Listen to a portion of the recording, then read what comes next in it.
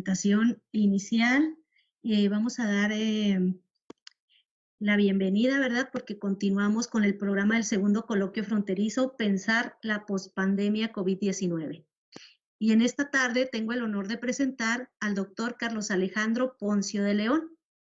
Él es doctor en Economía por la Universidad de Harvard, miembro del Sistema Nacional de Investigadores y un artista interdisciplinario. Ha laborado en instituciones como la Comisión Federal de Competencia Económica, la Fiscalía General de la República, Pemex y el SAT, entre otros organismos. Ha impartido clases en el Instituto Tecnológico y de Estudios Superiores de Monterrey, en la Universidad de Anáhuac y en la Universidad Autónoma de Nuevo León. Bueno, pues nos complace mucho tener aquí con nosotros al doctor Poncio porque es un economista fuera de serie. Le apasiona el arte y compone música y además escribe textos de ficción. Su música ha sido interpretada por ejecutantes como de la Ópera del Metropolitan de Nueva York, por la Orquesta Sinfónica de Minería en foros organizados por el Instituto Nacional de Bellas Artes. ¿Sí? El doctor Poncio pues es innovador, es creativo, es capaz de resolver cualquier problema económico, ha trabajado muchas temáticas, desde el combate al narcotráfico hasta la detección de casos de corrupción y el diseño de políticas, tanto fiscales como para el desarrollo económico de un país y el crecimiento de las empresas. Sí, le apasionan los retos y es capaz de modelar con mucha facilidad escenarios y estrategias. En su momento, pudo predecir correctamente el fracaso de la guerra al narcotráfico de Felipe Calderón y detectó casos de corrupción que hoy están en los medios. Ha diseñado políticas de competencia económica que han sido implementadas. ¿Sí? Entonces, algo así como anécdota leía yo sobre el doctor Poncio, que en alguna ocasión tuvo que componer una obra para orquesta sinfónica, ¿sí? Por un encargo de su jefe, teniendo un empleo para abogados. Entonces, él lo hace con bastante perfección, así que por eso le apasionan los retos, por eso le apasiona esta línea de investigación en economía. Y es un gusto que nos acompañe y nos presente este tema, sacando a la economía de una recesión a través del arte, una oportunidad ante la pandemia. Bienvenido, doctor Poncio, adelante. Muchas gracias, doctora, muy amable por sus palabras tan halagadoras. Muchas gracias, por supuesto, a la Universidad Autónoma de Ciudad Juárez por la invitación para participar en este coloquio. Yo estoy, la verdad, muy contento de poder presentar estas ideas que se han ido formando poco a poco en los últimos años y que realmente esta es la primera vez que tengo oportunidad de presentarlas. Entonces voy a tratar de hacerlo de la manera más más suave que se pueda, pero como siempre cuando es la primera vez que se presentan ideas, a veces uno dice cosas que no son las que quiere decir, pero bueno, ahí va.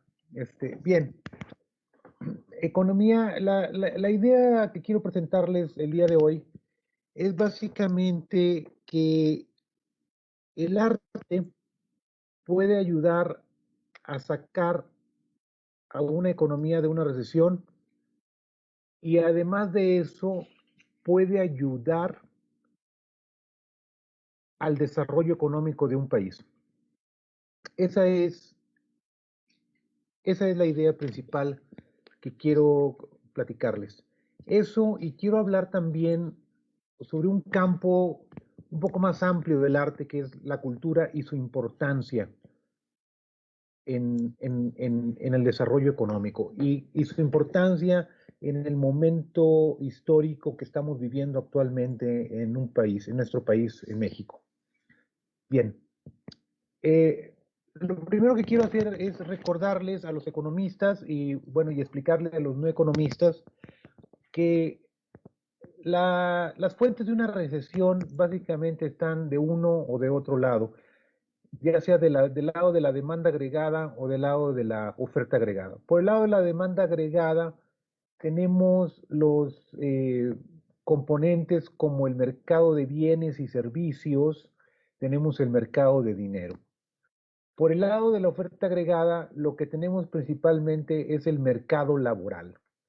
Cuando hay factores que afectan esos mercados, puede causarse una crisis.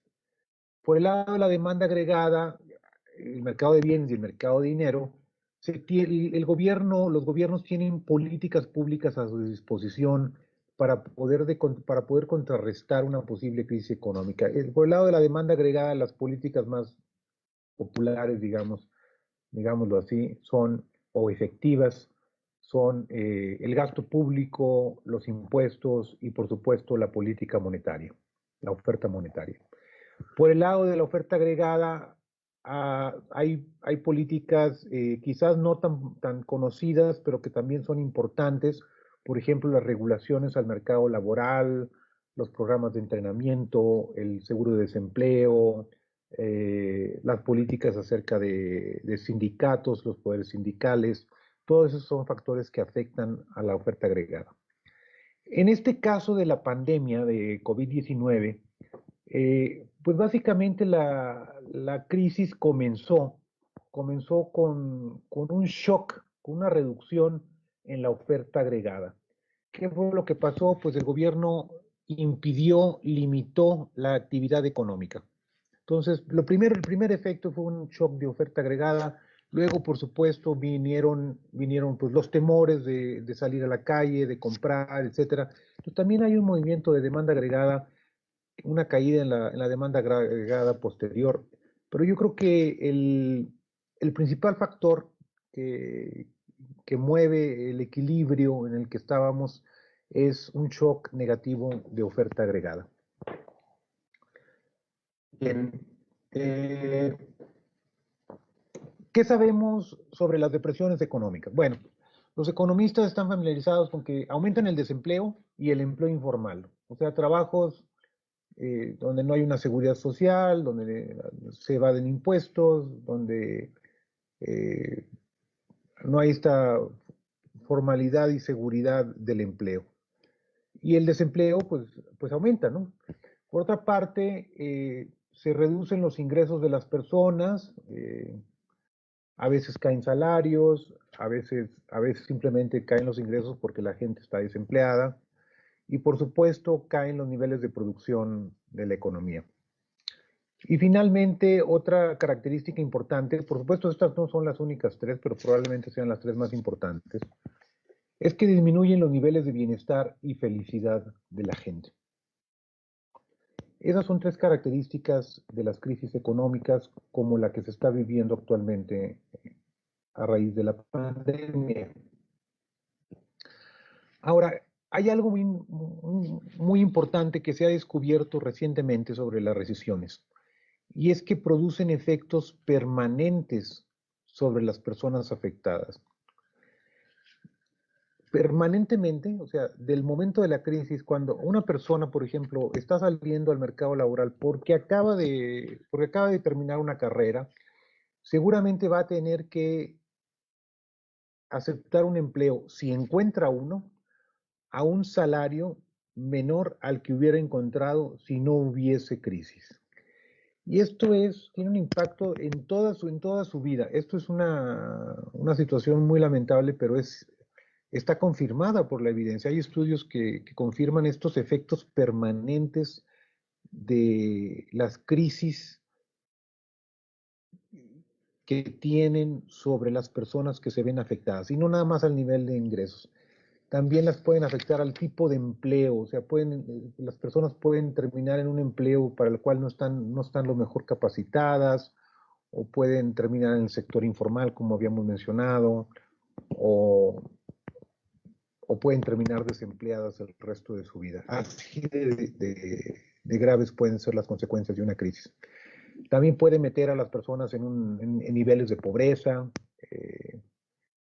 puede incrementar sus niveles de obesidad, afecta a la salud, puede puede volver a una persona alcohólica y por supuesto, y también muy importante, afecta a su autoestima.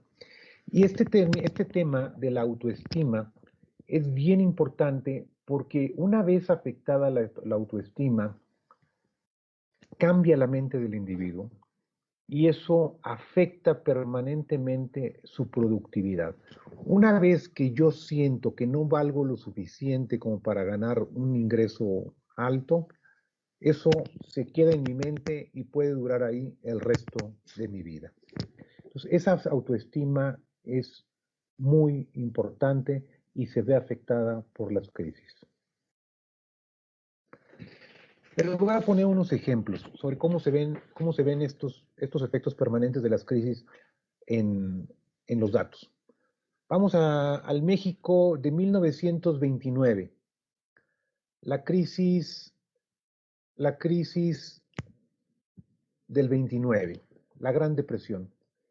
México, siendo apenas una economía bastante pequeña, se vio afectada durante 10 años. O sea, el PIB, la producción, cayó y no se recuperó a su antiguo nivel, sino hasta 10 años después.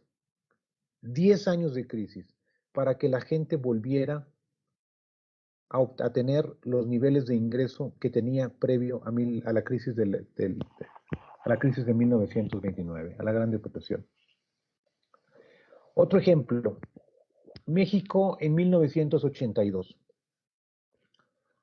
Quienes se acuerden saben que se trata de la crisis de la deuda. Quienes no lo vivieron, pues a lo mejor no van a estar tan familiarizados, pero el gobierno mexicano venía endeudándose por una serie de necesidades de gasto durante la década de los 70s y a principios de los 80s las tasas de interés comienzan a subir, las tasas de interés internacionales, la deuda era internacional y México se ve imposibilitado para pagar el servicio de su deuda.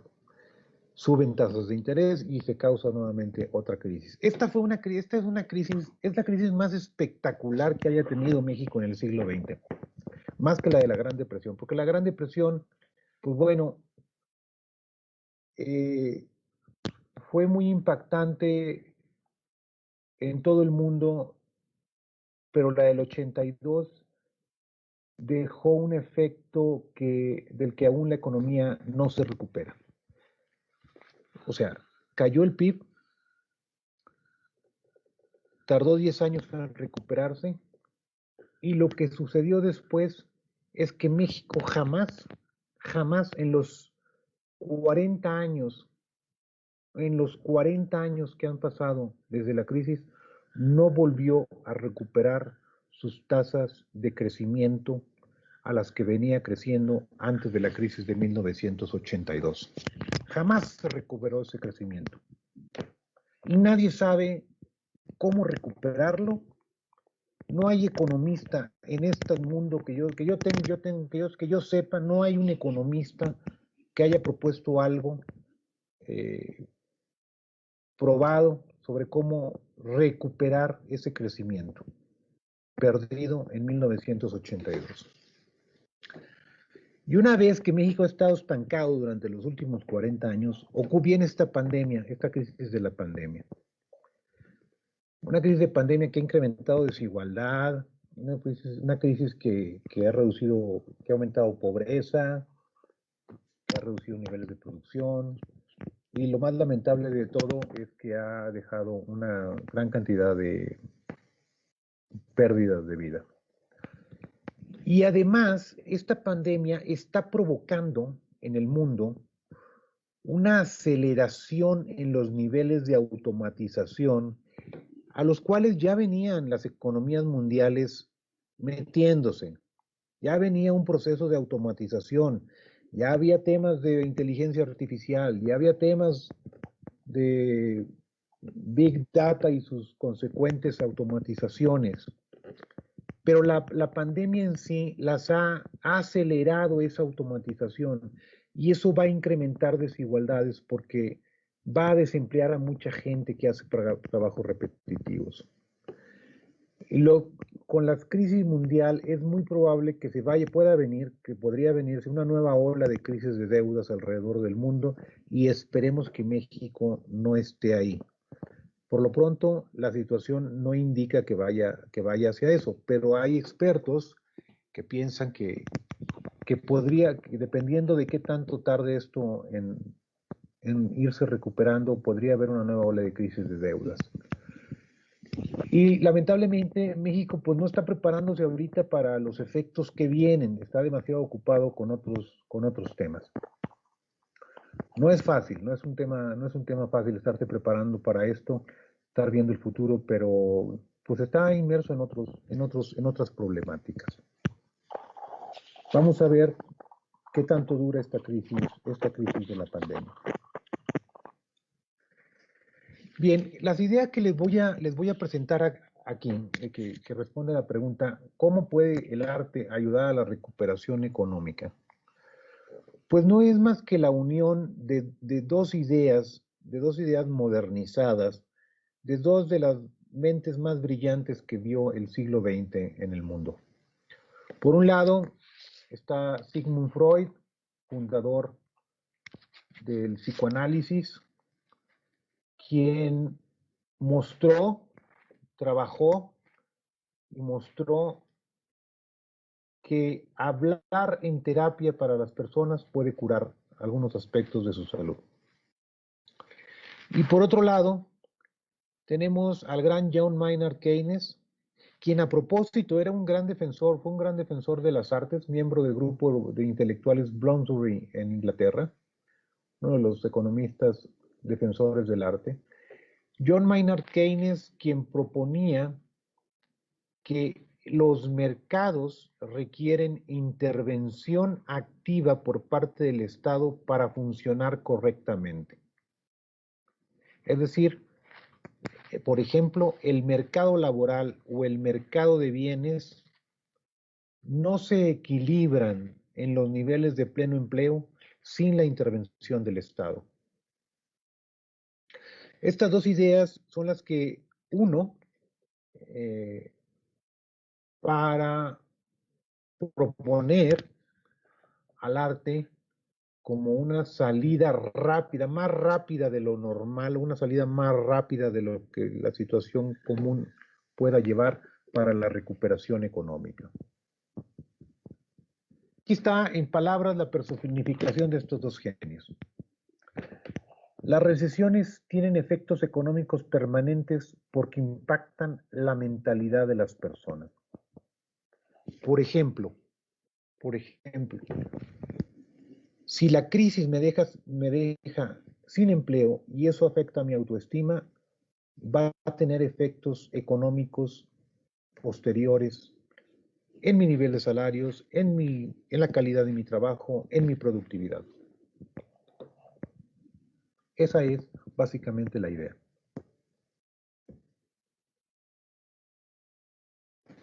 Miren, ¿cómo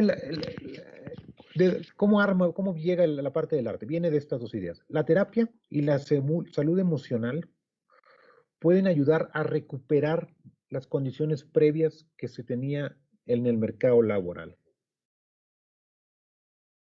La terapia me puede ayudar a poder enfrentar la crisis económica, los problemas emocionales que afectan mi productividad, me pueden devolver al mercado laboral de manera más rápida que sin ella.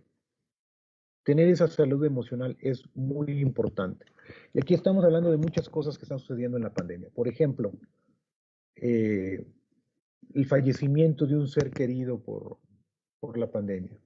Eso puede, por una parte, podría hacer que me volcara yo sobre el trabajo para evadir la situación, lo cual no es sano, porque puedo ser alguien que está metido en el trabajo por evadir, y entonces mi felicidad es miserable.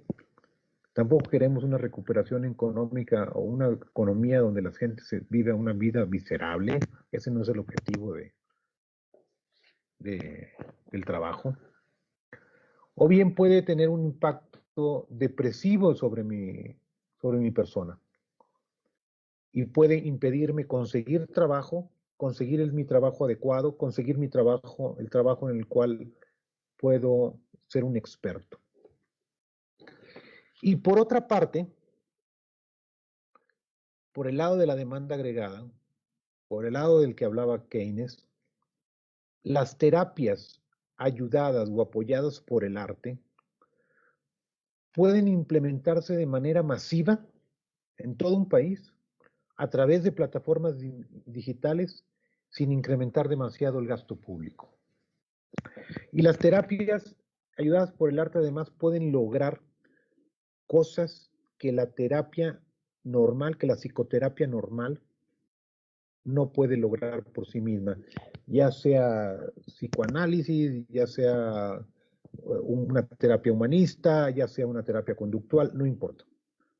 Las terapias apoyadas por el arte, a las cuales se les conoce como terapias expresivas, pueden lograr cambios muy importantes que impactan el desempeño y la conducta económica de los agentes. Les voy a platicar algunos ejemplos.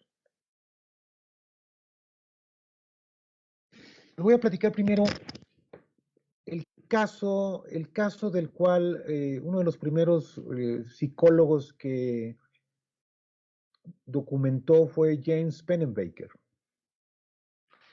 Este psicólogo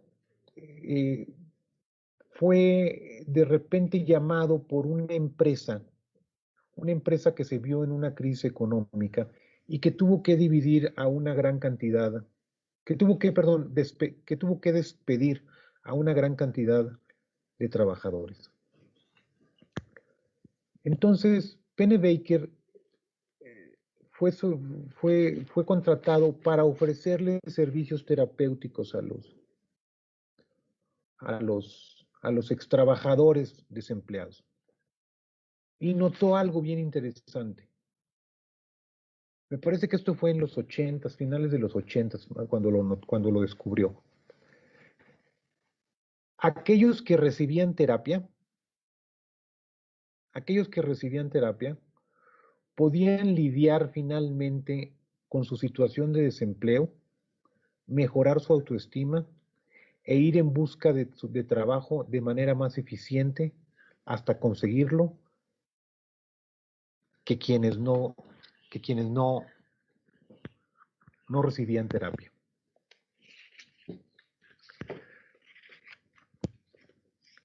O sea, estoy diciendo que la terapia ayudó a que la gente recuperara su trabajo de manera más rápida. Los que no recibían terapia, estaban enojados con su antiguo trabajo, eso les impedía concentrarse en presentarse de una manera positiva frente a los nuevos empleadores, en las nuevas entrevistas, les impedía dedicarse a lo que sabían realmente hacer. Y era un problema emocional que resolvía la terapia.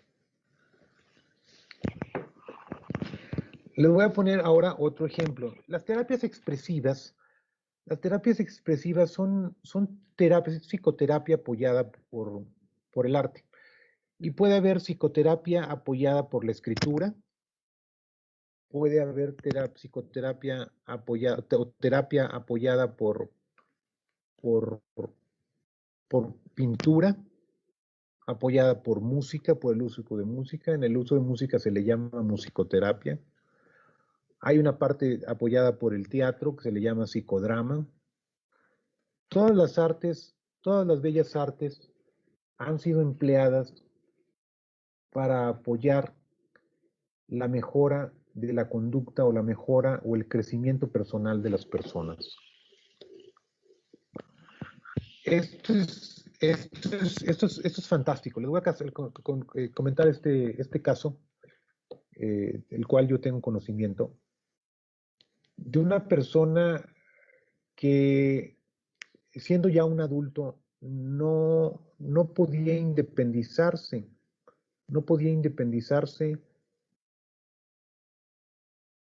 de sus padres. Y a través de la improvisación musical hay una conexión muy hermosa entre nuestra capacidad para improvisar musicalmente y el poder lograr la independencia de nuestros padres y salirnos de casa de nuestros padres y encontrar un trabajo y sobrevivir por nuestra cuenta. y volvernos personas productivas y formar relaciones significativas emocionales con otros. Es un hallazgo que que suele darse muchas veces en la musicoterapia. La musicoterapia también puede mejorar habilidades motoras, motrices, puede recuperarnos de un accidente, ayudarnos a recuperarnos de un accidente de manera muy efectiva.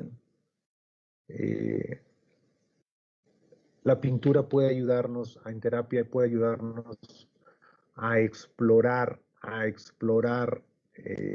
emociones que nos tienen atorados y que nos impiden avanzar productiva en nuestra vida productiva. Y ahora les cuento de la creatividad.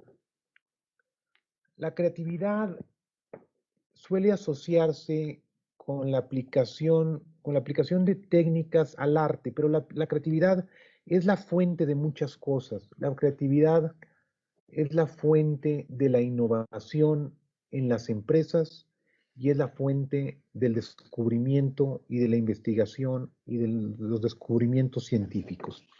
La creatividad, los métodos que usan los artistas para ser creativos son métodos que son exactamente los mismos que aplican las empresas para innovar y son exactamente los mismos métodos que emplean los científicos para llegar a nuevas verdades. Así de simple. Les voy a poner un ejemplo. Hay una técnica creativa que consiste en unir dos conceptos que normalmente no están unidos.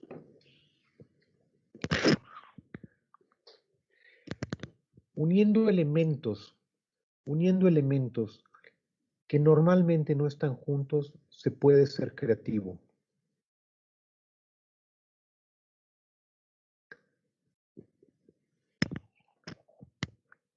Si ven, por ejemplo, la pintura de Picasso, Picasso une elementos que son propios del arte africano con elementos de la pintura occidental para crear su cubismo. Él y Braque, el pintor Braque, el escultor Braque. ¿De acuerdo? Les pongo otro ejemplo. Tomamos una idea de Freud, tomamos una idea de Keynes y podríamos llegar en su caso, porque muchas de las cosas que estoy platicando aquí apenas están en embrión, pero podríamos llegar a una verdad sobre el impacto positivo del arte en la economía. Y podríamos ofrecer un producto como es el que voy a plantear aquí, no un producto que obviamente podría venderse como podría emplearlo una empresa y venderlo, ¿no? No vine yo aquí a vender nada, vengo a ofrecer algunas ideas y un producto de política pública, pero también podría ser empleado como una innovación en una empresa. Entonces, esto se los comento porque enseñando creatividad a la gente se le vuelve más apta para enfrentar su vida laboral, su vida productiva. De hecho, algunos psicólogos han utilizado métodos de creatividad, métodos propios de la creatividad, de las actividades creativas, para encontrar soluciones a problemas en empresas. Recuerdo muy bien el caso de una empresa una empresa norteamericana que se encontraba en crisis, y entonces el dueño de la empresa contrató a un psicólogo experto en creatividad, y entonces le plantearon a los trabajadores, pues estamos en crisis, entonces viene un despido masivo de gente, pero antes de realizarlo, queremos realizar juntas con ustedes para ver si podemos salvar ese empleo. El punto es que debemos reducir costos y queremos ver, antes de despedir gente, si a partir de ustedes puede venir una solución para evitar el despido. Entonces este psicólogo aplicó técnicas de creatividad y llegaron a una solución. Llegaron a una solución en la que era una empresa que se dedicaba a fabricar productos químicos y encontraron que algunos de los químicos eran muy caros y se desperdiciaban demasiado en el proceso de producción. Entonces, encontrando esos ahorros y mecanismos para realizar esos ahorros, se evitó el despido y se pudo reducir los costos y la empresa pudo mantenerse a flote mientras duraba la crisis económica. Ese es otro caso.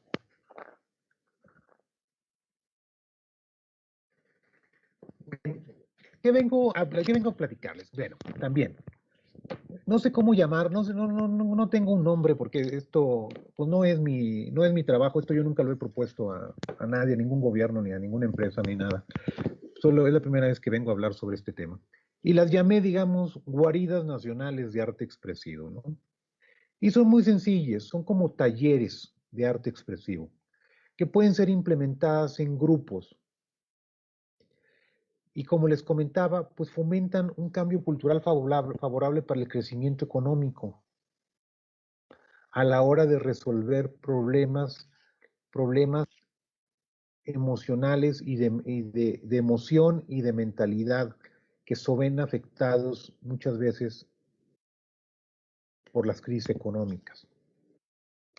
Y además favorecen la formación de capital humano, que va a ser probablemente el factor más importante para el combate a la pobreza y la desigualdad y para el crecimiento económico en el futuro, la creatividad.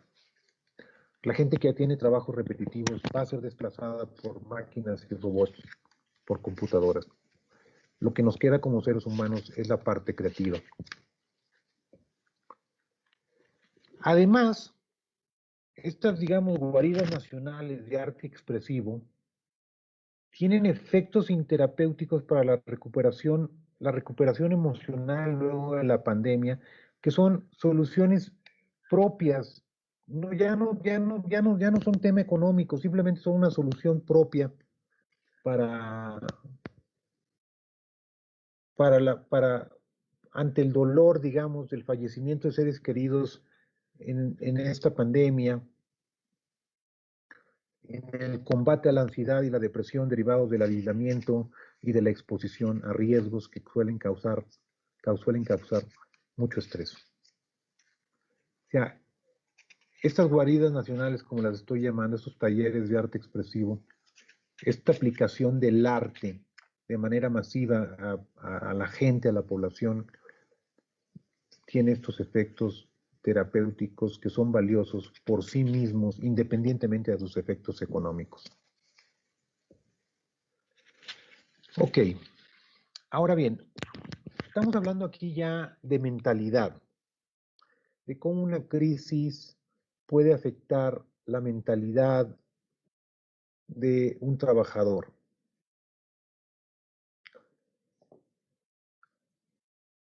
Los historiadores económicos, sobre todo, saben que el crecimiento económico requiere de un cambio cultural que solo a través del crecimiento personal puede lograrse. Cambio cultural es la palabra clave. Ahorita les voy a platicar brevemente sobre este cambio cultural. Y entonces, lo que necesitamos, digamos, lo que vengo a proponer aquí, es que este desarrollo económico y reducción de la desigualdad necesita de una combinación de políticas económicas y psicológico-educativas a nivel nacional para poder salir del subdesarrollo. Ahora bien, ¿por qué un cambio cultural en México? Ya les di parte de la respuesta, pero déjenme profundizar un poco. Entre el público está muy generalizada la creencia de que la cultura tiene un efecto sobre el desempeño económico. Aunque los economistas, déjenme decirle, los economistas hasta cierto punto han rebajado el papel de la cultura en el desempeño económico. Mi hipótesis aquí es que hay culturas, o la hipótesis de algunos economistas dedicados a estudiar el arte y la cultura, y sobre todo también de historiadores económicos, es que hay culturas que promueven mejor que otras el desempeño económico. Y por desempeño económico podemos hablar sobre desigualdad, pobreza, crecimiento, eh, calidad de vida, lo que sea. La cultura en realidad es un activo económico y es un bien público intangible que es compartido por un grupo social. Y la cultura se le han reconocido 4 dimensiones. Por una parte podemos estar frente a una cultura donde se favorece el individualismo o bien se favorece el colectivismo. Una cultura que favorece el pragmatismo versus el uso de procedimientos, una cultura más procesal. Una cultura que puede promover un grado alto de confianza entre las personas o un grado de confianza bajo entre las personas. Y que además también tiene una cuarta característica. Podemos estar ante una cultura que implica un alto grado de tensión, de estrés entre los individuos o un bajo nivel de estrés. El individualismo, los psicólogos saben, se refiere a autonomía personal. Y esa es esencial para el emprendedurismo, para poder emprender una actividad económica. El colectivismo, por su parte, pues es más natural para la gente que desea estar dentro de un grupo, que necesita sentirse parte de un grupo, a la que le pesa la soledad. El pragmatismo, por su parte, pues favorece la improvisación y el uso del talento en la toma de decisiones. El talento, reconoce el talento, que el talento es importante para la toma de decisiones. Por su parte, el seguimiento de procedimientos, de reglas, pues favorece eso, el uso de reglas, una cultura más cerrada. La confianza, en el mercado es importante la confianza. Si creemos que los demás son honestos y trabajadores, o si es una cultura de baja confianza donde tengo que estar gastando recursos para revisar si los demás están haciendo su trabajo o no están haciendo su trabajo. Y finalmente, la tensión que genera una cultura en el individuo tiene que ver con el nivel de logros. ¿Dónde está el nivel de los logros al que la gente aspira? Si están abajo, hay poca tensión. Si están arriba, esos logros que yo me exijo, entonces es una cultura de tensión alta. No me quiero detener mucho en esto, pero obviamente hay culturas, ciertas características de la cultura que favorecen más el crecimiento económico que otro. ¿Sí? Por ejemplo, algo probado por la historia es que el individualismo tiende a generar mejores perspectivas de crecimiento económico para un país que el colectivismo. Ahora, quiero distinguir entre desempeño económico, lo cual se refiere al sentido material de las cosas, y versus la calidad de vida. Eso se refiere a las recompensas emocionales y materiales que recibe un individuo en una economía. Las recompensas emocionales pueden impulsar recompensas materiales. Por ejemplo, un líder que motiva a un equipo, que motiva adecuadamente a un equipo de trabajo, puede llevar las recompensas emocionales que ofrece el líder, puede llevar al logro de recompensas materiales. Pero por otra parte, también puede haber un intercambio entre la recompensa material y la emocional. Todo el mundo conocemos al típico jefe que es un cadillo en el pie, que está arriba de uno hostigándolo, creyendo que el hombre es un buen jefe porque está simplemente hostigando al empleado. Entonces ahí hay un intercambio entre la recompensa emocional y la recompensa material. Claro, ahí se trata de un mal jefe. Ahora, la calidad de vida también depende de la provisión de bienes públicos como amenidades visuales, seguridad en las calles, etc. Y lo importante aquí es que la cultura puede promover la producción de bienes materiales, si es la cultura adecuada. Para muchos economistas, la superioridad económica del capitalismo, o más bien de las economías occidentales, son evidencia de la superioridad del individualismo sobre el colectivismo y del pragmatismo sobre el proceduralismo. Y esos son valores a los cuales se enseña a la gente, se le hace aprender en una terapia, por ejemplo. ¿Hasta qué punto puede ser un gobierno pragmático? El caso de los países industrializados es un ejemplo.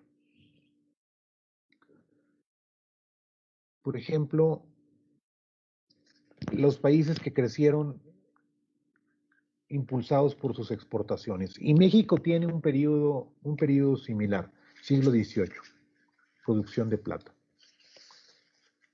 Lo del petróleo en el siglo XX, déjame tomar, lo menciono una vez, la idea de que el petróleo, la nacionalización del petróleo impulsó el crecimiento en México es un mito político, porque económicamente el petróleo fue un sector muy pequeño que benefició a un grupo de interés muy particular en México. Los grupos de interés no nada más son los empresarios. Hay todo tipo de grupos de interés. Pueden usar la imaginación para concluirlo. Y muchos economistas piensan que una buena cultura para el desarrollo es ser individualista, pragmático, de alta confianza y de alta tensión. Gente que se exige y se compromete a cumplir sus metas. Y esa mentalidad, mi hipótesis, es que se puede lograr a través de terapias apoyadas por el arte. ¿De acuerdo?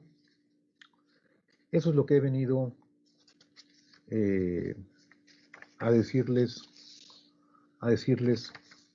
el día de hoy. Y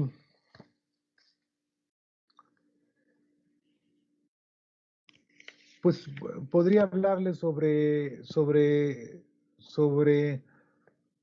cómo se da un cambio cultural, cómo suele darse un cambio cultural, cómo es importante un líder para ello, un líder adecuado. Pero el tiempo se me está acabando. Ya tengo aquí, ya son las 5:47 acá en la Ciudad de México. Así es que, pues yo creo que voy a detenerme ahí y a darle las gracias por su atención.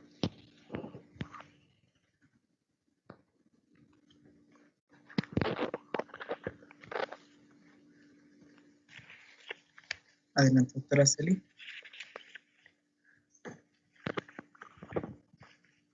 Muchísimas gracias, Poncio, por su intervención, por esta charla tan interesante.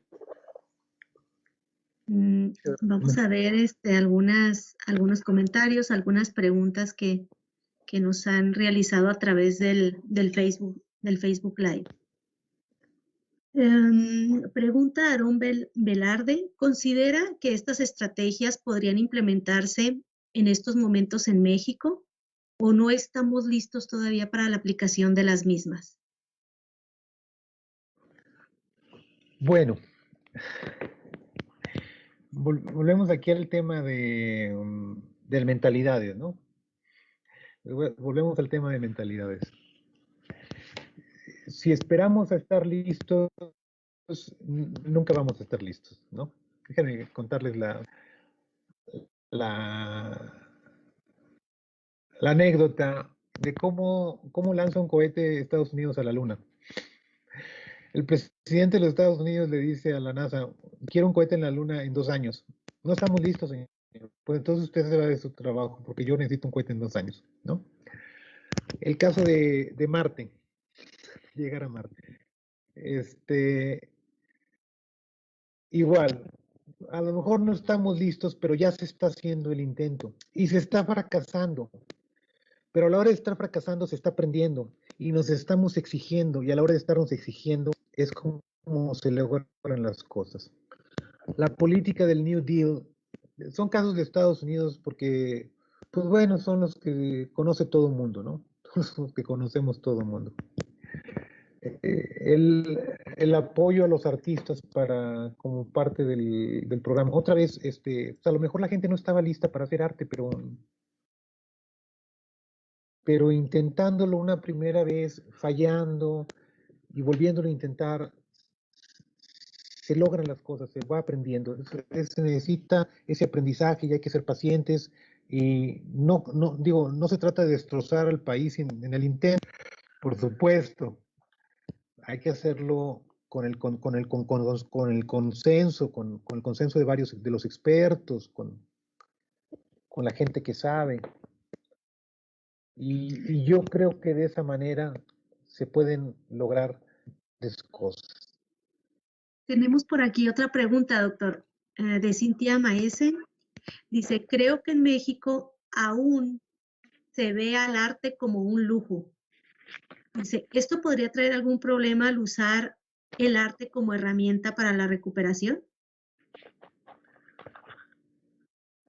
Fíjate que esta es una pregunta bien interesante, muy interesante, porque el arte, digamos, el arte, el arte que hay me quiero referir aquí al arte en los museos, y me refiero a los grandes museos. Los grandes museos. Lo consume mucha gente rica. Las grandes obras, las obras caras las consumen la gente rica. Pero así como hay estos grandes pintores que venden sus obras caras, el mundo no está lleno de ellos. El mundo de lo que está lleno es de pintores que viven casi casi en la calle. Ese arte es igual de valioso al que se maneja en los mercados caros de arte. O sea, esa es una concepción bastante pobretona de lo que es el arte. O sea, es como decir que la cultura de nuestro país es ir a comer elotes a la esquina, ¿no? Eso no está hecho en nuestra cultura. Y que solo los ricos, el otro ejemplo, las sinfónicas, la música sinfónica, a las orquestas sinfónicas solo va gente educada y no rica, no necesariamente la rica. La rica va a lo mejor a la ópera en Nueva York, va al Metropolitan. Aquí a la Orquesta Nacional, a la Orquesta Sinfónica Nacional, va gente más bien que recibió una educación, que no anda pensando y lucubrando cómo robar dinero. Es gente educada, gente que llevó estudios. Pero es correctamente, como dice la persona que hizo ese comentario, es totalmente correcto. Existe estereotipo de que el arte es una cosa de ricos. Pero para poner otro ejemplo, si yo, si un familiar mío muere por COVID, y yo siento que la escritura, que expresar ese dolor me ayuda a salir adelante, o que una injusticia que vivo, una injusticia económica que vivo, la puedo ir sanando a través de una escritura expresiva. Necesito ser rico para poder para poder tener acceso a esa ganancia? Por supuesto que no, por supuesto que no. Creo que esta idea es alguien, debe ser alguien que ve televisión por ahí, en algunos capítulos o algunas noticias donde se habla de este arte rico en los museos, pero pues ese no es el artista típico que se expresa, o el ser humano, que es el único ser humano que es capaz de expresarse.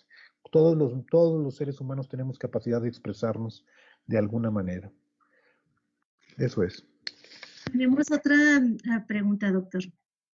Bueno, o un comentario. Dice, es muy interesante cómo se logra unir el aspecto emocional y la economía. Es un tema que creo no se trata de forma normal. Se aprende mucho de cómo somos como sociedad. Pues sí. Sí, yo creo que, bueno, no sé, estoy de acuerdo, no sabría qué decir ahí, estoy de acuerdo, creo que tener contacto con otras sociedades nos enriquece, nos hace valorar las cosas buenas que tenemos, y también tratar de mejorar las que podamos mejorar. Es correcto, se gana mucho de reconocer los aspectos emocionales que hay en nuestra vida económica. Correcto. Así es. Pregunta Gilberto Gándara. Con esta propuesta que nos hace esta tarde, doctor, ¿en cuánto tiempo se podrían ver los cambios? Esa es una pregunta muy, muy buena y que no tengo una respuesta para eso. Pero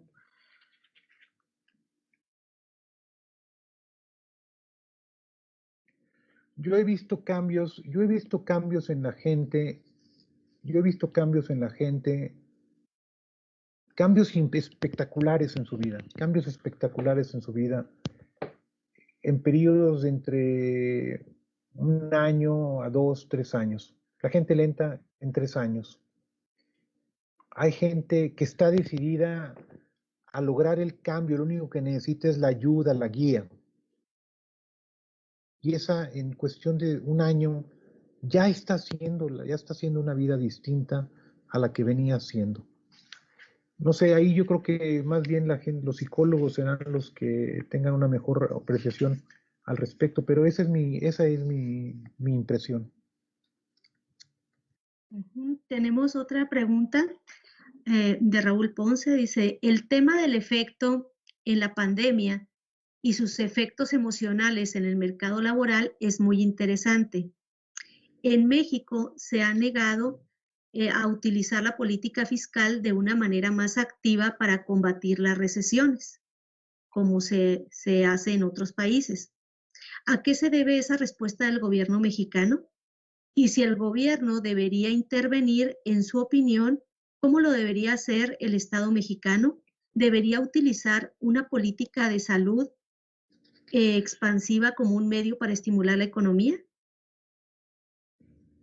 Sí, muy, muy interesante. Bueno, yo creo que la razón por la cual el gobierno no responde fiscalmente es por nuestra propia historia. O sea, las deudas públicas nos han dejado marcados, como lo mencionaba, nos dejó marcados eternamente en este país. Entonces hay mucho miedo, y además hay que reconocer que la última administración pública dejó al país con una deuda espectacular.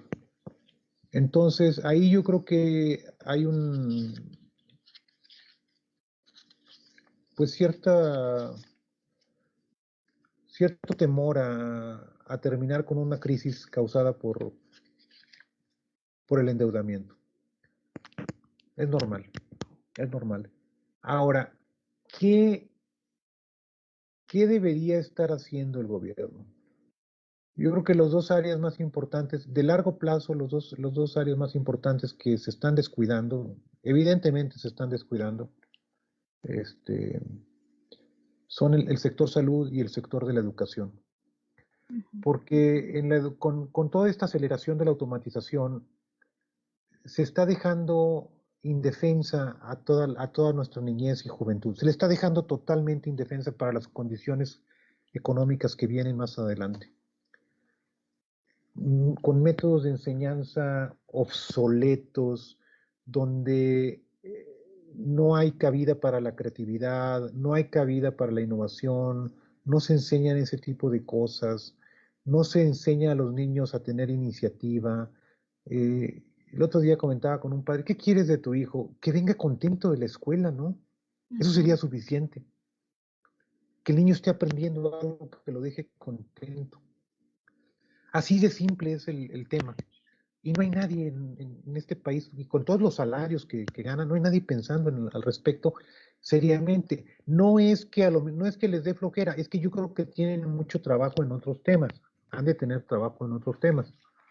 Pero la educación y la salud son los temas de largo plazo más, yo creo que más importantes. Y desde mi punto de vista, la parte de creatividad es una parte fundamental para lo que viene. ¿Por qué? Porque la gente que hace, o sea, si estamos enseñando a los médicos a recetar en la farmacia, pues las malas noticias es que poco a poco nos acercamos a un caso en que las máquinas van a poder detectar si se trata de una gripe o no se trata de una gripe y van a poder saber qué hacer. Es un ejemplo radical, porque pues el médico es un especialista muy importante, pero a eso voy, o sea, los trabajos repetitivos van a empezar a ser desplazados y se requiere educar para nuevos trabajos y la automatización y esta pandemia está dejando muchos empleos que son mal remunerados, temporales, sin seguridad, informales, y a eso se está acostumbrando la gente. Entonces, y no se le está enseñando a la gente cómo responder ante eso con una oferta laboral más atractiva. Ese es mi punto de vista. Bueno, ya me estoy extendiendo aquí sobre temas que... Totalmente de acuerdo con usted, doctor.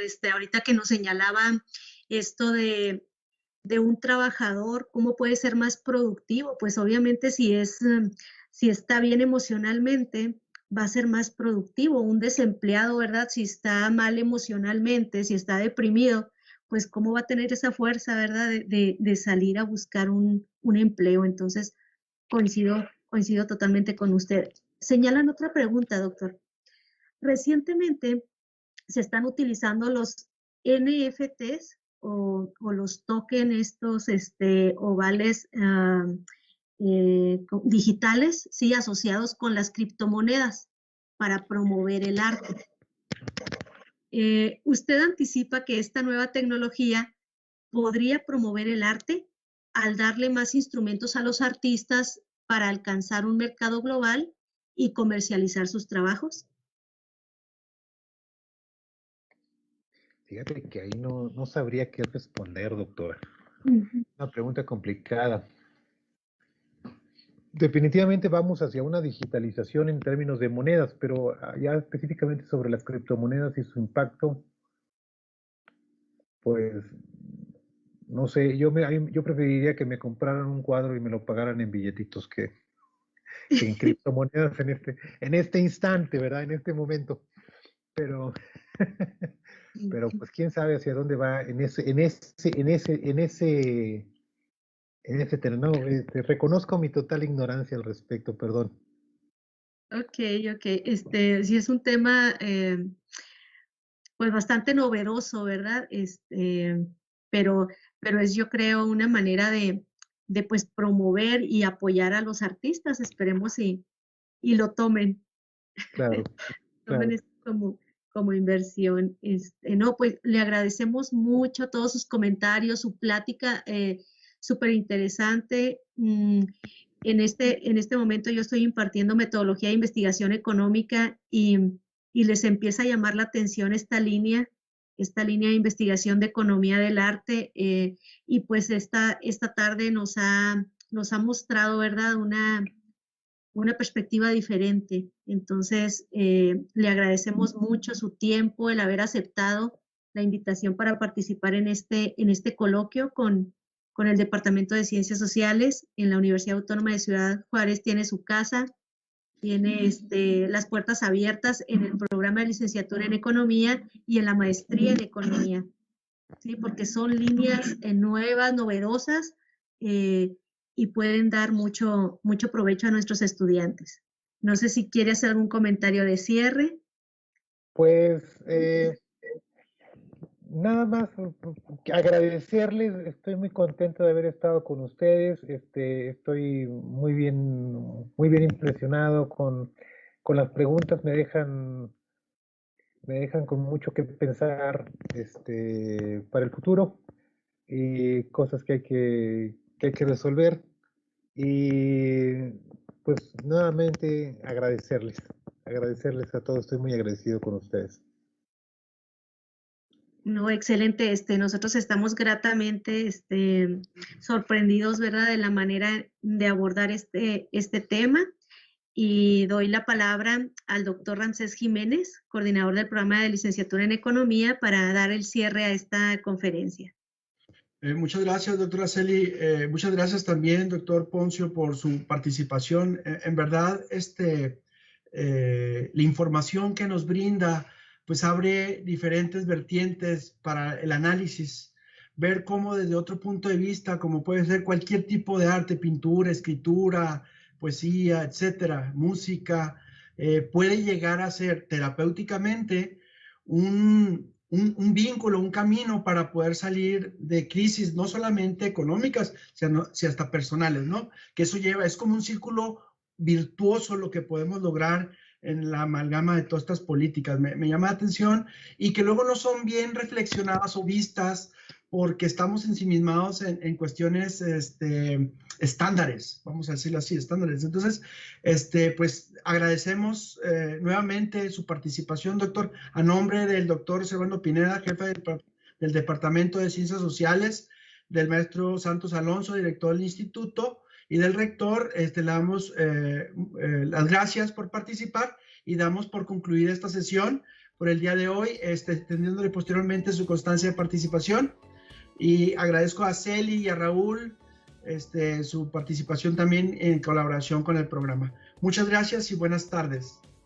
Muchísimas gracias, Ramsés. Un gusto.